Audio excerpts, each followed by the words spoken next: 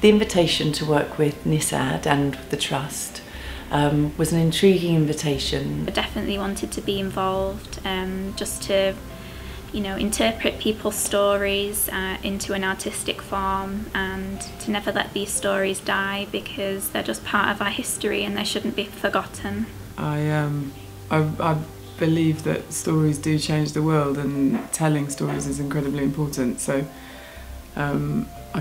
I know from myself and from other people the way that certain stories have changed the way that I've seen things forever. So far, what I've taken from Eve's story is, again, this idea of remembrance, but also in Eve's case, I'm quite interested in what she can't remember and the tricks that the brain plays on us. I think what seems to really strike me is the light and the positivity and the looking towards the future, and the energy she's got in wanting to help people. Now that I've heard her story, I think, yeah, no, I'll let it start to percolate around. I kind of guess it starts with a brainstorm, sitting down, writing, and then creating imagery. And I probably like to sort of create quite a lot of imagery before I start to think about the narrative.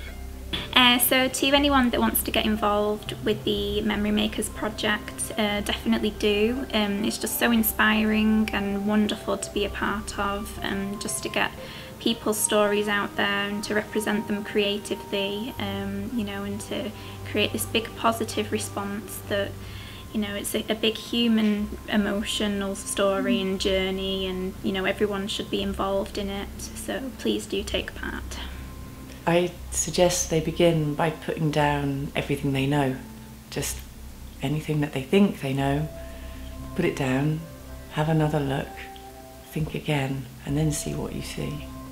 You know, it's not about trying to capture the literal stories, it's about trying to capture a mood or the relevance of everything, and the you know, the human aspect, the soul of the story rather than the plot. You know, it's like, that's what we'll be trying to capture, hopefully.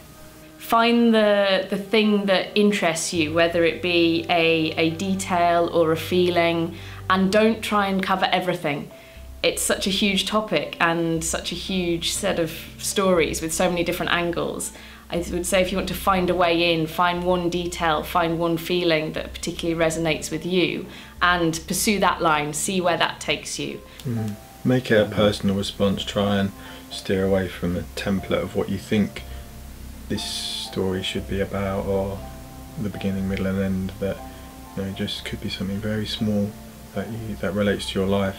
I believe everybody's creative and everybody has creative responses to the things that we come across, but I think if you've been powerfully impacted by a story that you've heard, then it's then yeah, do something with it. You know, create something, make a statement, figure out your expression of this thing so that you can share it. But somehow it's part of the way that we connect stories, and so do it. Don't just think about it, get it done and share it, and see what happens when other people watch it, and, you know, keep creating.